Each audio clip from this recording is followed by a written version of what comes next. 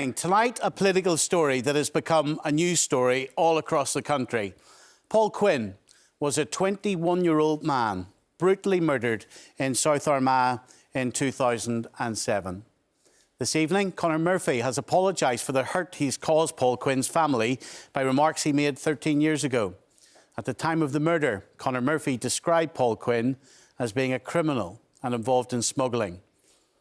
Paul's family have pleaded for years for their former MP to withdraw that accusation, and the story took a new twist today. Conor Murphy did apologise for the hurt caused to the family, but has not, when given the opportunity to do so, withdrawn the allegation that he believes Paul Quinn was a criminal.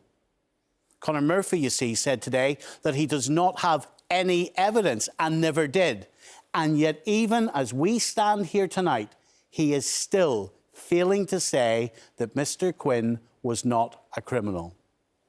Now, I'm curious about that. Is there a split in Sinn Féin? Because Mary Lou MacDonald and Michelle O'Neill have made it clear that Paul Quinn was not a criminal. Paul Quinn was not a criminal. Paul Quinn was murdered by criminals. And Conor will make that very clear on the record today, and then he will get back to doing his role as the Finance Minister. There's no question that Paul Quinn was a criminal. The criminals are the people who took that man's life. Sorry, he wasn't a criminal, I think you mean to say, yeah? Yes, yeah. Absolutely. Absolutely, says your party leader. So why, Conor Murphy, even as we all watch this programme tonight, are you not prepared to say those simple words out loud? Paul Quinn was not a criminal. You see, you had the opportunity to do so when you were interviewed by RTE's Tommy Gorman today. The fact is that those remarks added to the grief being felt by a family. And I regret that I added to the grief. I had no intention at any stage to add to the pain that that family was feeling at that time and continues to feel. I think it's appropriate that I withdraw those remarks, and it's appropriate that I apologise to the family for adding to the grief that they felt and continue to feel as a consequence of their son's murder. Well, in terms of the basis, it was morally wrong to say it about somebody who was dead unless you had evidence to the contrary. So had you any evidence for such remarks? Well, I'm not going to go into what the evidence was or wasn't at the time. The fact is, regardless of what my view was at the time, those remarks added to the grief of a family. It was the wrong thing to do at that time. I regret making those remarks at that time, and I apologise to the family for adding to their grief. Crucially, the central accusation from Conor Murphy remains up in the air. He said 13 years ago Paul Quinn was a criminal, and he has still, tonight, not retracted his position that he believes he was a criminal. So, Conor Murphy, I'm looking at you right now. Do you think it might be causing more distress tonight, Conor, to the family who are sitting in this studio? The question hasn't gone away, you know. What is the real Sinn Féin position here? To the rest of you, we will show you how a grieving mother and father had to take on the powerful forces within Sinn Féin to fight for their son. And let's not forget how Sinn Féin demanded Arlene Foster step aside over RHI boilers. So how come that same party, Sinn Féin, are insisting Conor Murphy will remain as Finance Minister? No stepping aside there. It's interesting that, isn't it? Let's set out the story for you tonight. Paul Quinn grew up as a young boy in Cullyhanna in South Armagh. He was brother to James and Cathy and son of Breege and Stephen. He was lured to his death on the 20th of October 2007. On that dark winter night, he was brought to a barn in County Monaghan and brutally beaten, thought to be by a group of men with iron bars and nail-studded cudgels. His parents say every bone in his body from the neck down was broken. His right ear was torn off. His bones were sticking out. Just 3 weeks after his death, while his mum and dad were still in pain, still grieving, Sinn Féin's Conor Murphy described him as a criminal and a smuggler. Paul Quinn was involved in smuggling and criminality, and I think everyone accepts that. You know, as I say, this is a very difficult situation because there's a family grieving here, and you don't want to add to that grief by saying things about your son. In the 13 years since, and despite Paul Quinn's family's pleas for Mr Murphy's accusations to be retracted, Sinn Féin failed to do so. And then suddenly, last Monday, Mary Lou MacDonald continued with the Sinn Féin narrative. There was no apology needed, you see, as it had never been said. I've spoken to Conor Murphy about this issue before. He is very clear that he never said that is not his view, and certainly I will talk to Conor again to clarify that matter. But she says that's the spin that he put on this. Well, he says that that's not the case. Thank goodness a tape existed.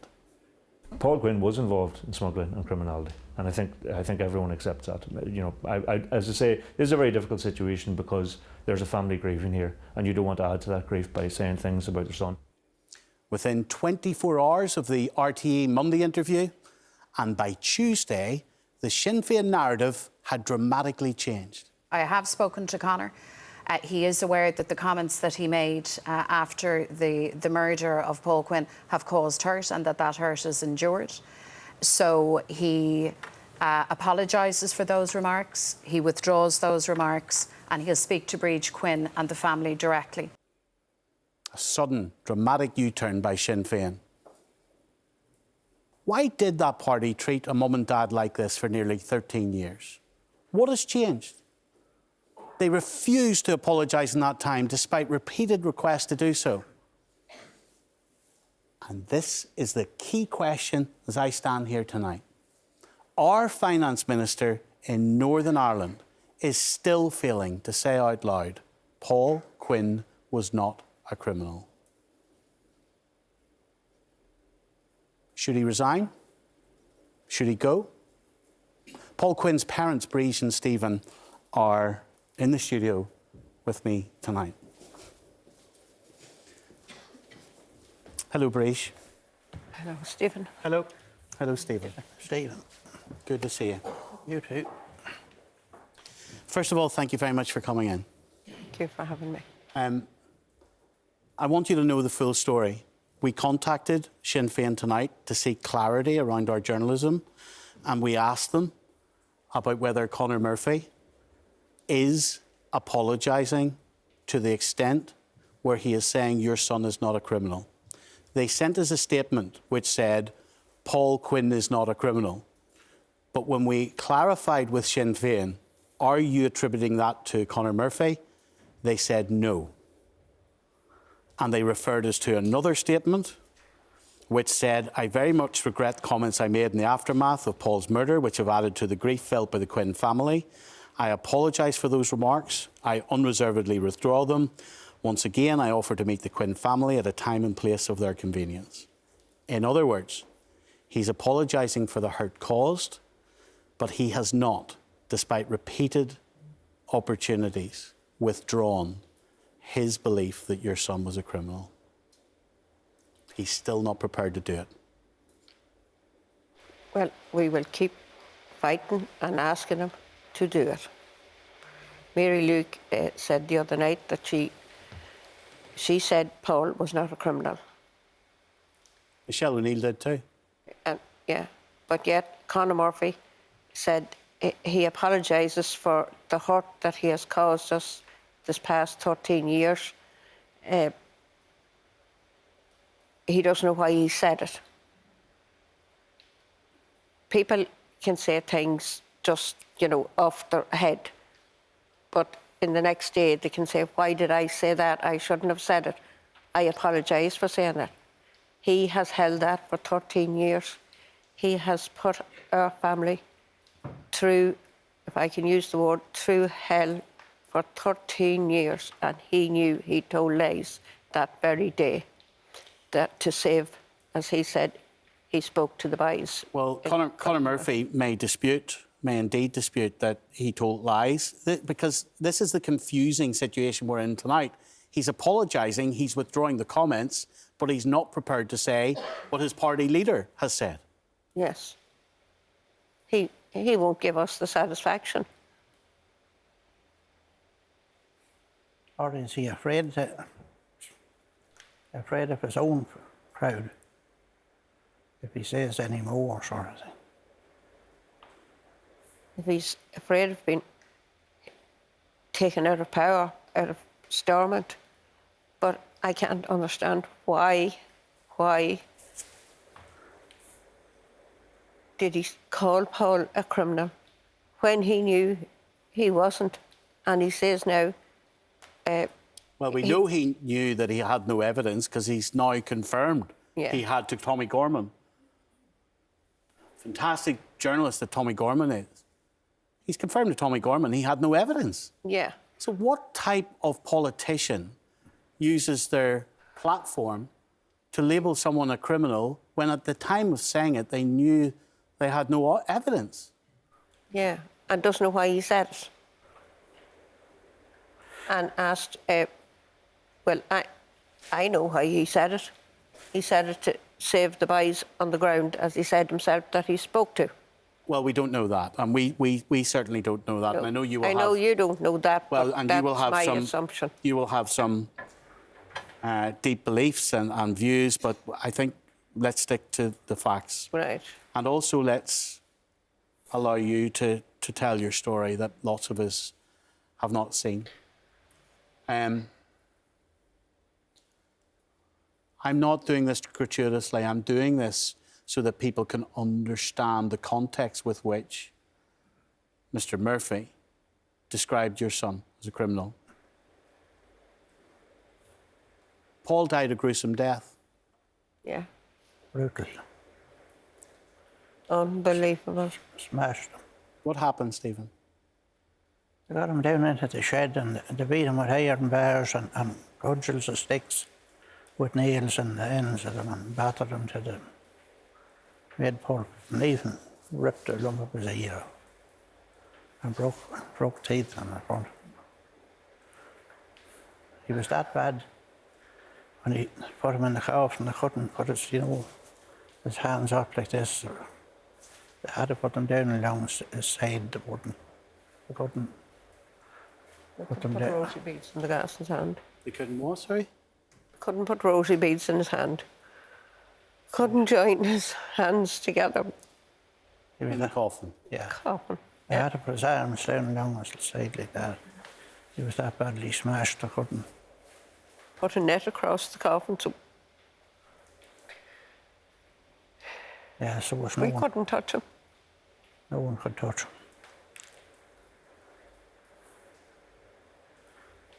And the people who did this broke every bone in your son's body below his neck? They did indeed, yeah.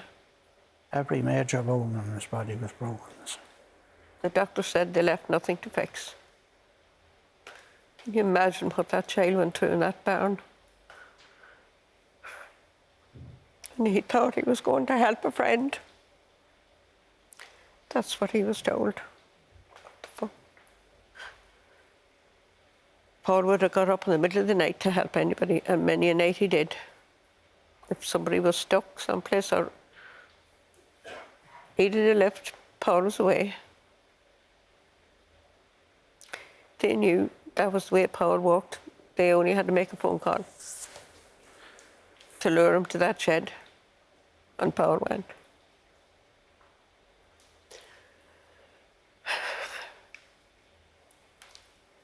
If Paul had to die in a car accident or any other way, you can accept it. But to think that the poor lad lay there and cried out for help, and not one would stop until he drew his last breath.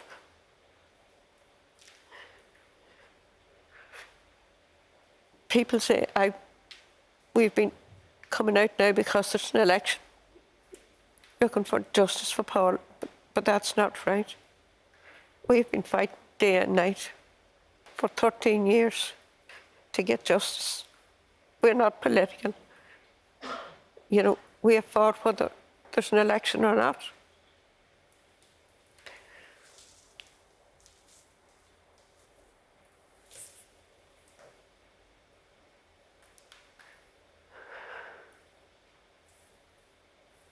I think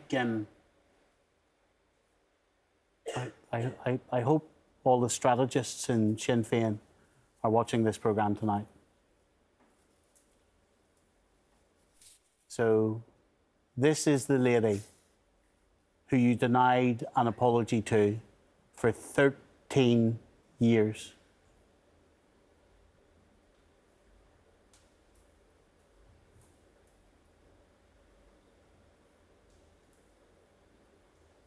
That's the ordinary family you denied your apology to. There they are. And you're damn right I'm going to ask you why. You're damn right I'm going to right into the heart of Sinn Féin tonight. You're damn right I'm going to ask you how come it took you over a decade to say you're sorry.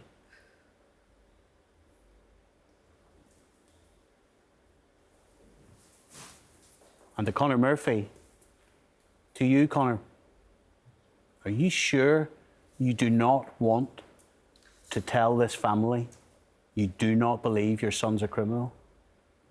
Their son's a criminal? Are you sure you don't want to say that?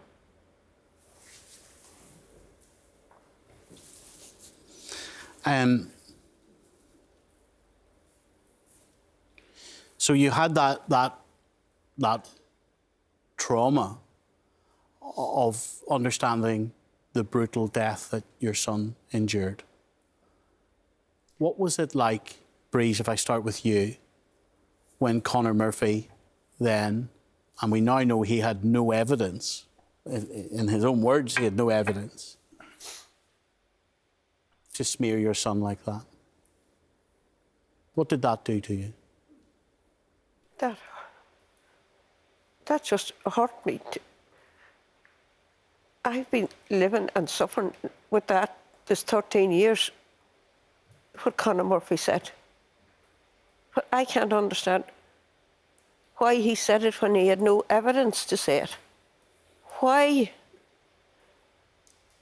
has he let Stephen and I and James and Kathy, he has torn our family apart. Stephen there never leaves the house, only to go to the grave every day, hail, rain or snow, and if it's raining, he'll sit outside looking. He doesn't go to functions, he doesn't go to weddings. Because we're a strong couple, we're still together. But it's no thanks to Conor Murphy.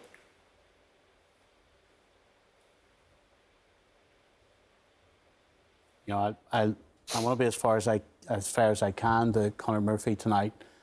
It wasn't Conor Murphy who beat your son.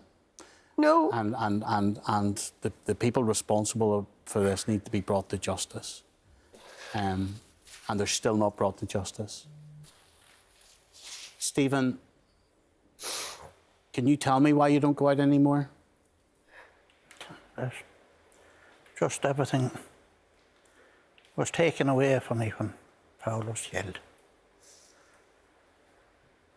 Things I used to do, I don't do, I've never done. I used to go down to the lake beside us to fish. I never stood at the lake when Paul was killed. I used to hunt. I never hunted since. Paul, he'd hunted too. You're broken. Yeah, that's it. Broken man.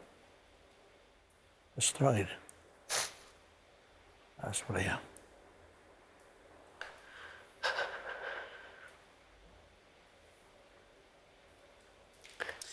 I believe no one from Sinn Féin visited your home.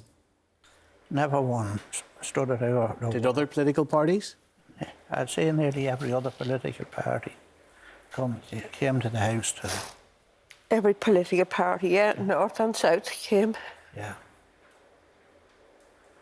They never stood at the door.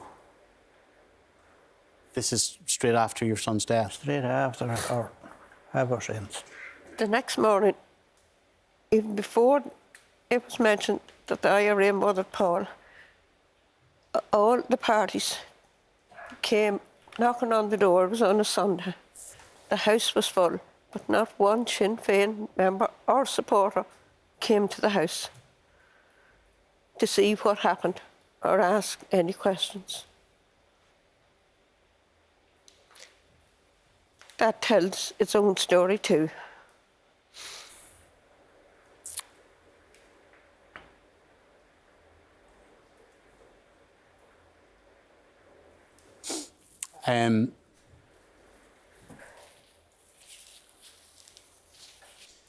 Then you clearly decided you were going to fight. Yes. Despite all that pain, you were going to fight. Why? Because he's our son. Anybody would, I'm sure Conor Murphy would fight for his son if he was mothered, or even the boys that mothered Paul. Their sons, they would fight. We would fight till we take our last breath. I knew that Paul had a few fights with a Sinn Féin boy beside us. Well, let's not, again, I want to look after you in a live situation tonight, and, you know, we don't know about that, and there will be two sides to every story around that. But what you as a couple decided to do, Stephen, was fight the allegation, fight the smear, clear your son's name. Yes. Yeah. Because Sinn Féin are a party that many, many times tell us that without evidence, someone is innocent. Yeah. Okay? Yeah. Like we have heard, for example, many, many times, Jerry Adams' denial that he was ever in the IRA. Yeah. And Mr Adams, and indeed Sinn Féin, would rightly say, if there is no evidence, then the presumption is that Mr Adams was not in the IRA. So how come one of their most senior people in politics said all of that about your son at a time when he knew you were grieving, still hasn't cleared your son's name categorically, and at the same time says he has no evidence? Yeah. That's not right. Definitely. It's so hard to understand. It's so hard to understand. He was put into a corner. Mary Lou the other night was on the television show, and it was her that started the ball rolling to get Conor Murphy to apologise. But he hasn't fully apologised. No, he hasn't said Paul wasn't a criminal. Exactly. He has apologised for what he said. No. But he hasn't said Paul was not a criminal. What would you say to him tonight? How important is it to you for him to say that? Oh, he has no idea how important it is for him to say that to me. He'd come out tomorrow morning, if it's on the radio or television or whatever, and say to Stephen and Breege Quinn, your son was not a criminal.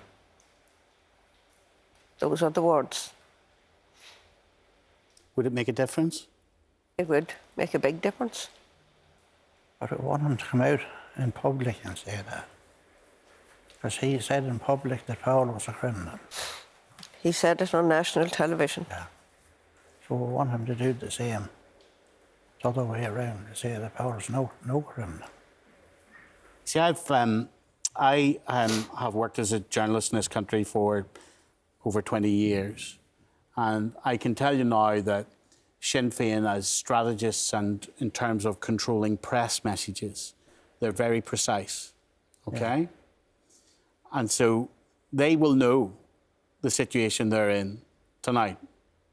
They will know that Michelle O'Neill and Mary Lou McDonald have chosen to say your son was not a criminal, explicitly say it. Yeah.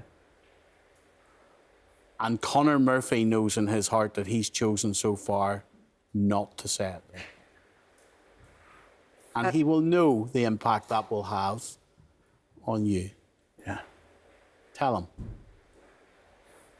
What impact's it having on you now? Now, I really thought the day that he did come on and say that Paul was no criminal, but he didn't really say that, did he? No, he didn't. No. And when we sought clarity from Sinn Féin tonight and gave Sinn Féin an opportunity as a political party to go to Conor Murphy and explicitly make it clear he was saying it, the opposite came back. Sinn Féin said these words are not attributable to Conor Murphy. Yeah. And the following words were, Paul Quinn's not a criminal. And he also said that he went to the PSNI and the yards and told them who the people were he was talking to. But that's lies. He went to no yards, was he? I'm not sure he said that, Stephen. I think what he said was that the PSNI, he had spoken to the PSNI, and what was said within the interview was a matter between the PSNI and him. So I do not think he said that. I know he didn't say that. But again, Tommy Gorman, when Tommy Gorman was pushing him on RTE, would he be prepared to give those names to the police? Yeah. Conor Murphy dodged that question. Right, right. He said he would meet with the police. He didn't say he'd give the names to the police. No. Yeah. No. So, I also want to show you something else that the Nolan team has been having a look at. And while all the attention has been on Conor Murphy today, we also had a look back and we found something Gerry Adams said at the time too. There is no Republican involvement whatsoever in this man's murder. The people involved are criminals. They need to be brought to justice. And it's fairly obvious to me that this is linked to fuel smuggling and to criminal activity.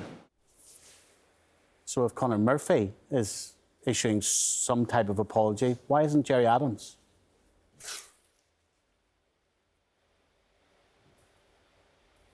Did you know Gerry Adams had said that? Yes, we did, yes. And he's saying exactly the same thing as Murphy. I'm sorry? He's exactly saying the same thing as Murphy said. So you've got this... Yeah, I had said today that Gerry Adams should come out to and apologise. He would probably say he has left politics now, so... Mary Lou MacDonald has apparently given an interview. Shall I just tell me in the gallery to who? To the Irish Independent, in which Mary Lou has said that she did not feel an apology was needed from Gerry Adams because your family took issue with Conor Murphy and that you had not taken issue with Gerry Adams. So just to be clear, are you taking issue with what Gerry Adams has said? Yes, yes, of course, yes. We too want an apology from Gerry Adams. Of course we do. Well, the proof is there that he has said it. You have you've called for Conor Murphy to stand down. Yeah. And Sinn Féin, you said this on the Nolan radio show this morning on BBC Radio Ulster, and Sinn Féin, within about an hour, said that's not happening. He is not standing down. Yeah. That was the answer I expected. I'm sure there's a lot of people made stand down for a lot less, but he's been kept down regardless. What does that say to you, Stephen? I don't know what to say about it, to be honest with you. That you can do what you like, I suppose, in Sinn Féin, and it's okay with them. They'll pick and choose who'll stay and who'll go, as far as I can see.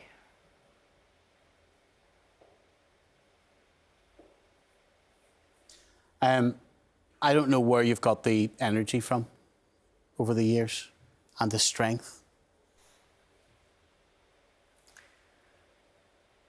Are you tired? Very. Very tired, very tired.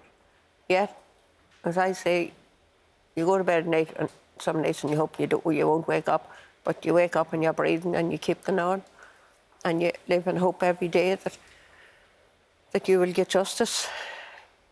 Now, I have to say, when Mary Lou came out and said that Paul wasn't a criminal, it was a good relief. I just turned around and said to Stephen, well, Paul's name has been cleared by Mary Lou. And yet Conor Murphy's left it up in the air. Yeah. OK. Listen, thank you so much for coming up here tonight. Thank you, Stephen, Thank for you. having us. Thank you. Give them a round of applause, ladies and gentlemen. Thank you. Thank you. All right.